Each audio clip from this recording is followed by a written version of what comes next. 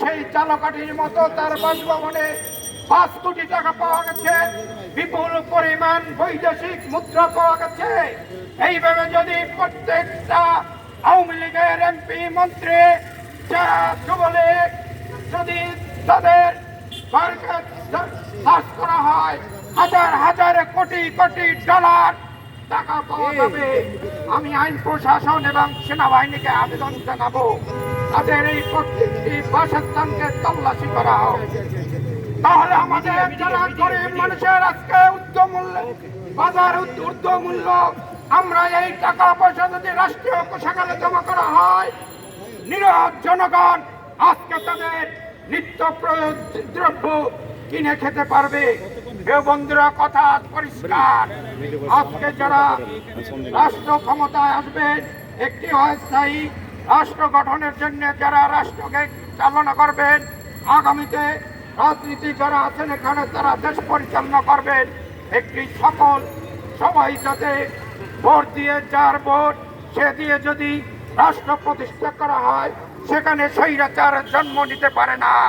এই শেখ হাসিনা স্বৈরাচার খুনি হাসিনা আজকে পালিয়েছে, তাদের প্রত্যক্ষ যেন এই দেশকে আর দখলে নিতে না পারে আমরা সবাই সজাগ থাকবো।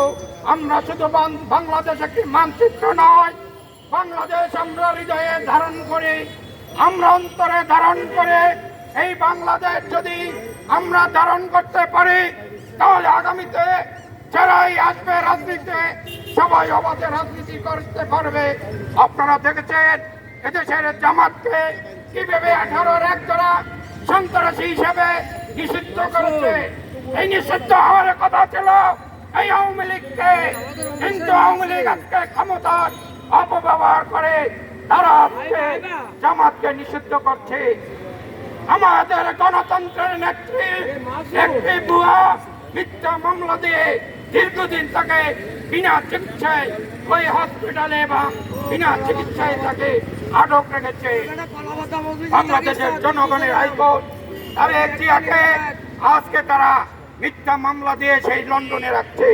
আগামী দিনে আমি খায়ের ভাইকে ধন্যবাদ জানাবো এইরকম একটি আয়োজনের জন্য।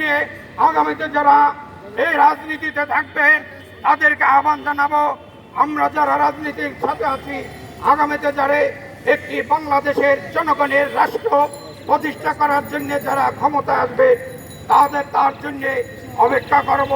সবাইকে ধন্যবাদ।